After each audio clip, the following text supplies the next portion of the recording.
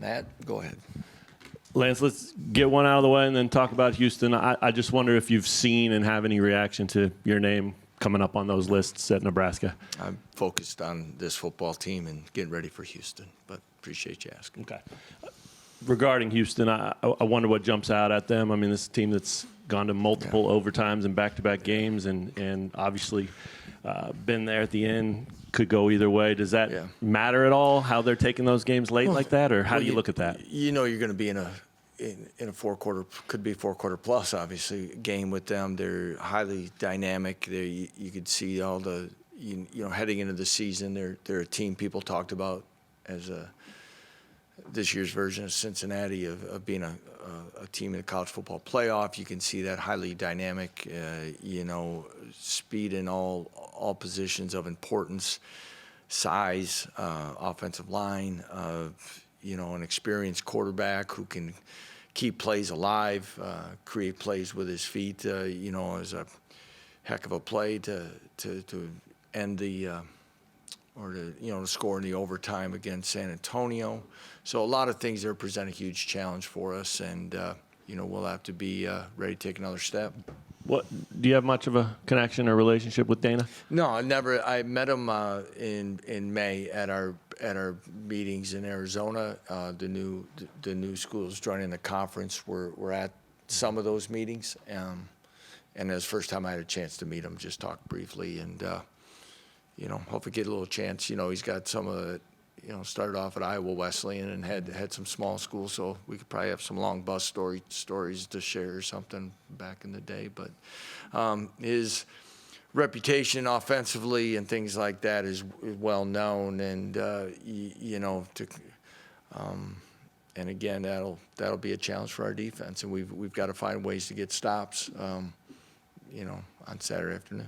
I ask you another one about something. If you've seen it, have you seen his comments about your offense? And no, I haven't. Okay.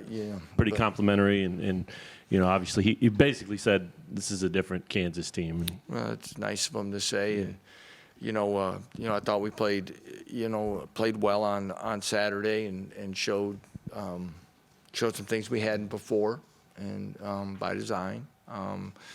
But I thought Andy and the offensive staff had a great plan, mixed it up very well, and most importantly is our guys executed it pretty well as well. That kind of, and when you're able to have that type of mixture, whether it be inside and outside running the ball, whether it be some play action passes, we're able to get a few shots.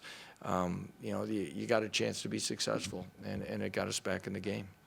Last one for me. What jumps out about Houston's defense? Again, ends that are, are going to get up the field on you. Linebackers are very active, sideline to sideline. Secondary plays with physicality and speed, and it's a good mixture to have. And like I said, they've been tested both directions, I guess, in that in two games here to start. So, and they're both around the road, so you got to give them that as well. So you got to be ready. I'm sure they'll be excited to have the home opener. For you, we talked a lot about stopping the run in the preseason. How impressed have you been with your team's ability to do that so far? We've been, it's been decent. There were some things that we look back at film and we kind of reverted to some old habits in some areas that we could have played a little better. We were against a pretty big physical back, last week, but we're making strides. I mean, you see it all across college football, though, that the stat lines and the points scored. You can't get hung up on some of the stats. You used to evaluate yourself defensively, and we've got to find a way to continue to take another step. So. I guess build off that then, how do you evaluate it defensively for you? Like, what are the numbers that you kind of focus on? I don't know if there's an exact number, because you got to take game by game and what's happening, and and where the breakdowns may happen, like the first touchdown, OJ slips, and, I'm not saying that it's not going to be a catch in a big game, but he slips, and I don't know if he's going to have the right angle or not, but, there's things like that, okay, I don't even remember how many yards it was, but it's a big touchdown, and so you look at their total yardage and things like that, so, but, I'm probably more holistic in the approach of, where we're at assignment-wise, where we're at in physicality, where we're at it as far as our pressures, and again, where we at it, here we go a game at, well, there's one turnover by them and special teams until the very last play of the game, and we got it when we needed it. I thought we were getting closer towards, Malcolm Lee and Lonnie were getting closer as the game went on, which to me is a good sign. Also, conditioning-wise and other things that we had something left in the tank there late in the game. Yeah, you brought me to my next question then. I guess pass rush, is that a concern for you at this point? Obviously, you did it against Tennessee Tech, but against West Virginia, not as much. It's two different. Yeah, you see the difference. Yeah, but obviously they had a good plan on Lonnie. Okay, and that's a little different. That's a pretty good offensive line. For them, and that's what and they were in a first game they very much could have won, and is that a concern? Yeah, we got to find ways to get to the quarterback more, but that's a veteran quarterback and a pretty veteran offensive line and some things, and we need to find ways to get there. We do this week, and we're going to need that going through the rest of the season. And something else you mentioned after the game was how resilient the team was, I guess, battling back from the early deficit and all the kind of the ebbs and flows. Where does that come from, and how have you guys as a culture, as a team, gone about and kind of establishing that? I think we keep working on, a play at a time, a day at a time, those type of things of keep competing. And, I probably, give Matt Gildersleeve again a lot of credit with that and the off-season approach about things. And then as a staff, they keep reinforcing that, and we've got to work through, some of those things, because as we know, a year ago, some of those would have gotten away from us at by halftime. And, but I think a little bit more personal and unit confidence on both sides of the ball can hopefully we're better at flushing a situation and moving on to the next one and playing. And I think they've understood our approach and bought into we're going to keep coaching no matter what the score is.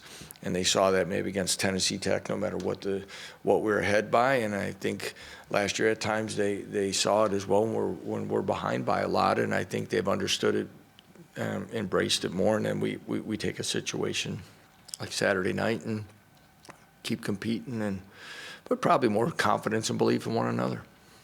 What did the film show on Kobe's play, and how big a play was that? Besides not taking a knee, I thought he made a great break. We were bringing some pressure. I think Daniel saw that and was probably, I don't know if he got rid of it earlier than he wanted, but it wasn't a bad ball. It was a little, maybe slightly behind, but I thought Kobe timed it up really well. But again, I think we're bringing 6 on that one, and kind of showed that probably the call was the right call on everyone's part, and it just was a heck of a play by Kobe. To win it like that after they caught up at the end, what was the excitement like coming back home, and the total excitement from the minute Kobe did that? Yeah, it was, obviously you get some flashbacks to last year's overtime game and stuff, but there's some things about this one that probably, again, happening within reasonable time of the life kind of helps this group continue to grow and believe and doing those things. Somebody showed me it was maybe Jalen on the sidelines even as the game went into overtime and stuff. There wasn't like a, oh boy, here we go, let it slip away. I mean,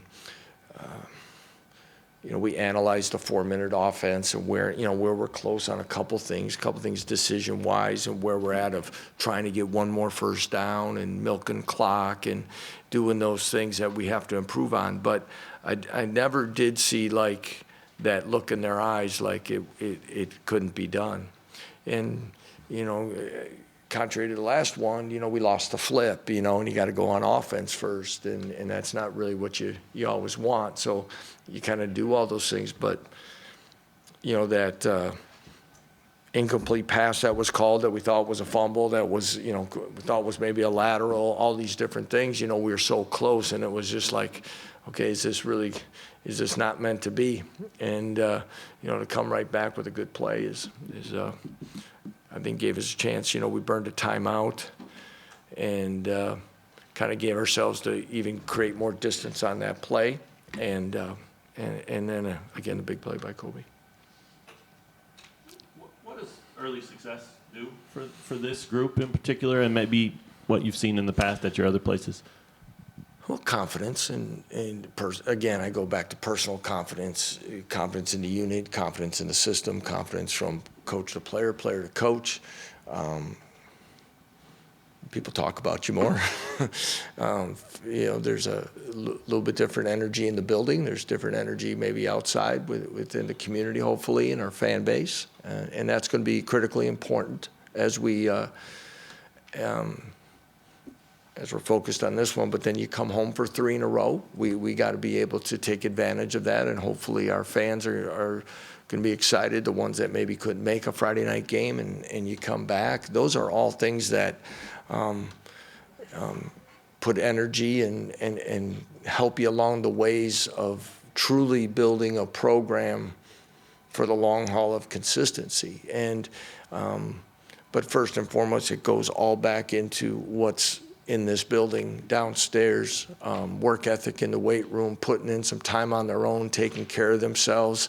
Win or lose or exciting wins,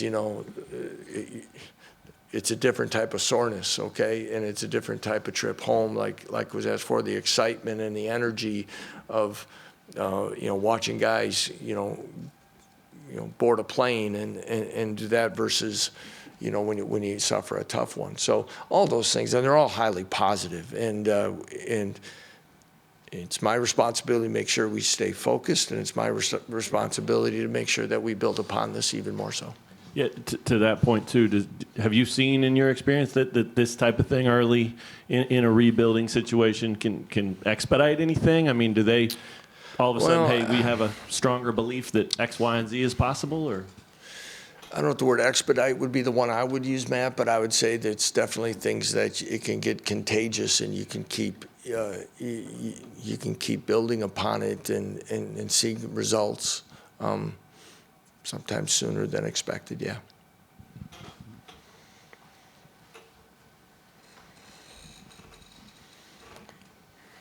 I wonder with the wide receiver room as a whole. I think we spent a lot of time talking about replacing Kwame and what he brought. What have you thought about the way that group as a whole has stepped up as a collective? First of all, I think Terry Samuel's done an outstanding job, working with that group. I mean, it's still in a maturing type of way with that group because, we're going to need to find ways to get Doug on the field more.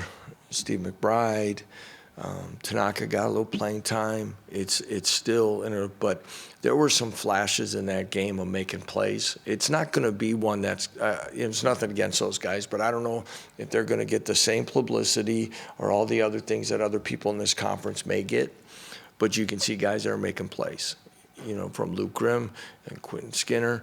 But there was a couple plays, in fact, we were watching on Sunday, and Andy always puts together some clips and things to show the guys good and maybe not so good. But there were a couple third down catches early, maybe second quarter-ish or something by Lawrence Arnold. And, he caught the ball, stuck his foot in the ground, got upfield, got the first down. The plays kind of I'm talking about, more midfield-ish. Maybe one was on our own side. A year ago, we would have tried to outrun it to the corner, and who knows if we get the first down. But they've taken the things that we've been driving home to them of what to do, the little things of where it is, secure the ball, get upfield, move the sticks, and do those things. And that's the part I'm really, really proud of, that group. And they'll continue to grow, and we'll find ways to utilize them all. In terms of just the overall yardage, I think it was 200 and 219 split between the two. Is that the perfect balance for you? Run pass, you're saying? Yeah. See, you study that a lot. You study that stuff a lot more than I do sometimes. But yeah, that's would you like to? I always say I've been saying this for like 25 years. You love to be 50-50, okay? That at least, what we've been a part of. But then if you're doing well late in the game and you're up, you're going to run the clock and your numbers get skewed. Or if you're way behind, you got to throw it. But when it comes out yardage-wise, it's never like, hey, Andy, we're 70 yards behind in the pass game. Get some passes called. But yeah, if we can do that, because I think it goes back to the earlier statement of what helped us, and it was an effective running game on first and second down. I didn't look at it closely. I probably should come in here with some better numbers for you, but I don't know how many third and longs we had. We were in good third down situations a lot. And when you do that, Andy's got a, if you ever look at him up there, he's got a sheet about that darn big, and he can pretty much choose any of them, when you're in that good down and distance area. You mentioned the offense, different look by design, and in this world with so much scrutiny on coaches and play calling and quarterbacks and all that, how exciting was it for you to see Andy unleash something new and have some success with it, especially so early? Yeah, it was something we debated about how much we were going to use the first game to work on it, improve on it. We talked about the depth in the backfield, how we're going to utilize those guys. So we found some way that we kind of worked through it during camp, and to have it in a conference game on the road. I don't know. You'd have to ask them how much of that caught them off guard or what it is. It's still fundamental football assignment responsibility and those things, but. I go back to some of the other questions you've asked in the past is, to utilize our personnel and be as multiple as we can in different looks as we possibly can be within that, to me is something I've always enjoyed about the offenses that we've had since I've been a head coach. And Jim's a big part of that as well, with Andy on creating some of that. I think KU leads the country in scoring, top 3 in rushing.